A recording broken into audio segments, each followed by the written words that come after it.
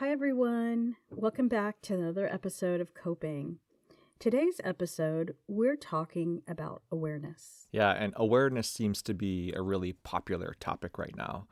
I feel like all of the current spiritual practices out there that are being promoted are like meditation and yoga, and even the enneagram are promoting mindfulness and awareness. Yes, definitely. So, in this episode, we're not only going to be defining and discussing awareness, but we'll also be giving you some practical tools and tips that help you on the journey to better awareness. Let's get started.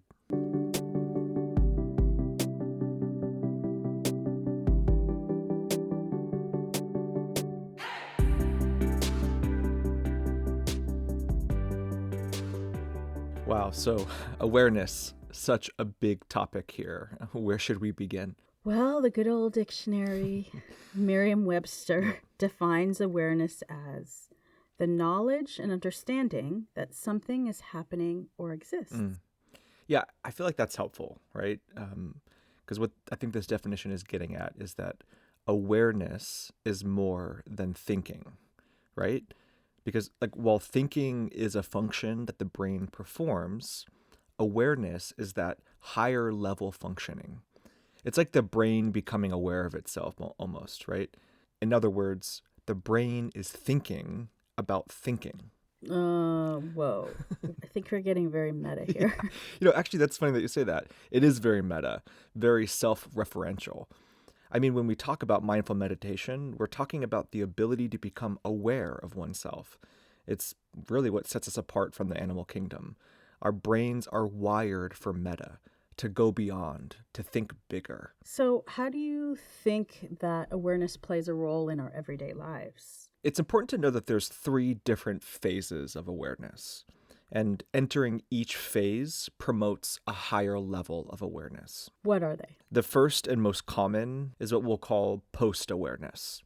That is, after a situation or an encounter, you take the time to think about it, to ponder and process what happened in hopes of gaining wisdom and doing better. Yeah, that sounds like something that either we really want to do, but we don't have time to do often. Yeah, that's true. I think it's important to say that we need to make the time for it, to make the space for post-awareness, that after things happen, we stop and we reflect on it. So like some examples, like post-awareness can be done alone, like if you're on a walk, go for a run, you take that time to think and to kind of reflect on your day.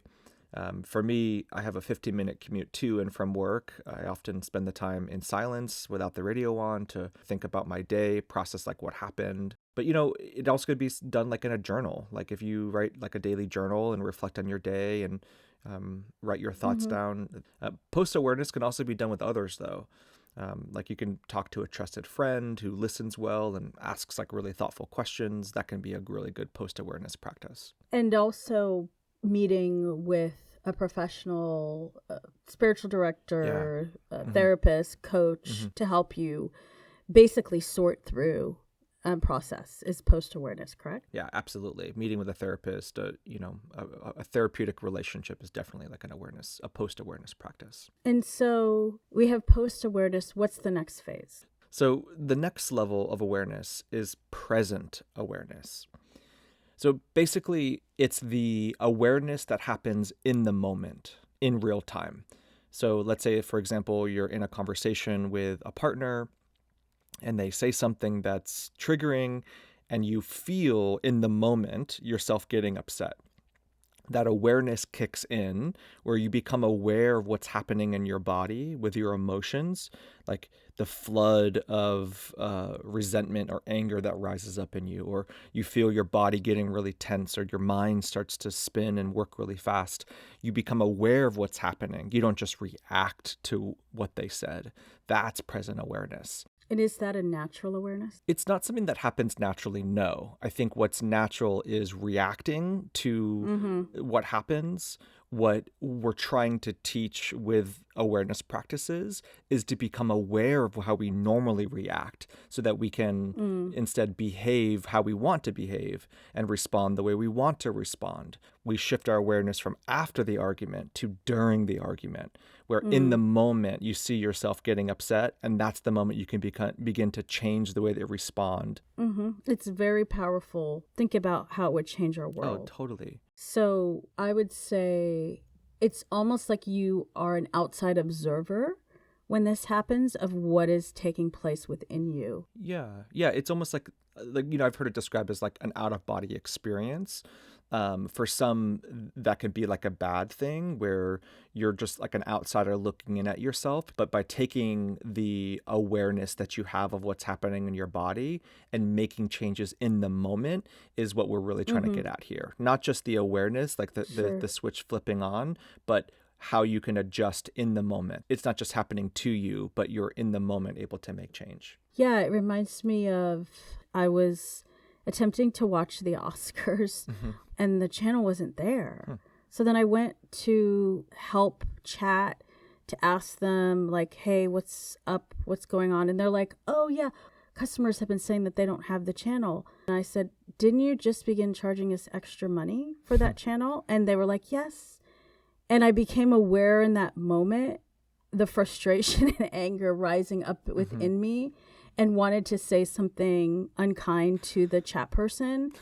Right. But instead, because I realized it, I was able to stop and say, is there any way that you can refund me that money right now? And they were like, no, because your bill or something, blah, blah, blah. You'll have to contact us later. Again, making me aware that I was becoming more agitated. Right. But I said, okay, thank you, and goodbye. Yeah, exactly. That's such a good example because you're becoming aware in the moment that's happening and able to make those adjustments. And of course, talking to your TV provider about a channel that you're missing versus arguing with your partner, two very different scenarios. One more high stakes, one more low stakes, but still using the tool of awareness to navigate.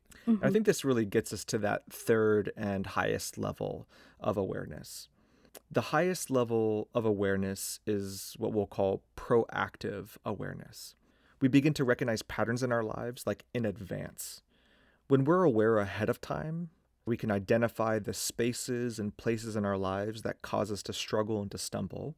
And we even begin to discern like the people in our lives who stress us, who exhaust us, versus those who fill and support us. When we're aware ahead of time, we can go into these situations with like appropriate boundaries and the kind of self-compassion that can impact the outcome of those difficult encounters. This is, again, very helpful. And I think it reminds you of the term that you've used before, attentive awareness, what you have brought up in previous workshops. And that's the practice of attending to what is going on inside of us. Right. And while awareness is step one, being attentive is what will bring about the change. Exactly.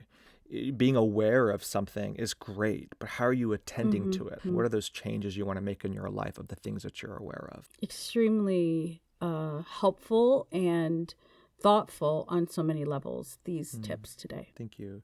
I should also say that if you're practicing any level of awareness, you're already doing better than most people. I feel like most adults have little to no self-awareness, and certainly very few, if at all, any practices that promote greater levels of awareness. Yeah, thanks so much, Kevin. Well, to end our time today, I thought it would be appropriate to end with a brief awareness prayer. And I'm going to read an adapted version of a prayer written by Jackie Trotman. So whatever you may be coping with today, this prayer is for you.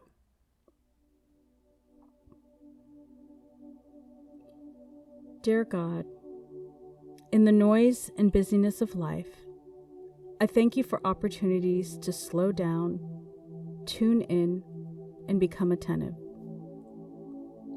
I am aware of the world around me. I am aware of the tone of my voice, how to talk to others, and how I treat others. I am aware of how I talk to myself and treat myself. Thank you for your perfect love. Because of this love, I can treat myself and others with loving kindness. Help me to practice awareness in all areas of my life. Help me to be aware of your presence in my life and in the world. Help me each day to become more aware of my body and spirit. Help me to listen to your voice, which guides me in all areas of my life. Through your power and presence within me, I know that I can handle any challenge with grace. Help me to bring this quiet peacefulness and awareness to each day. Amen.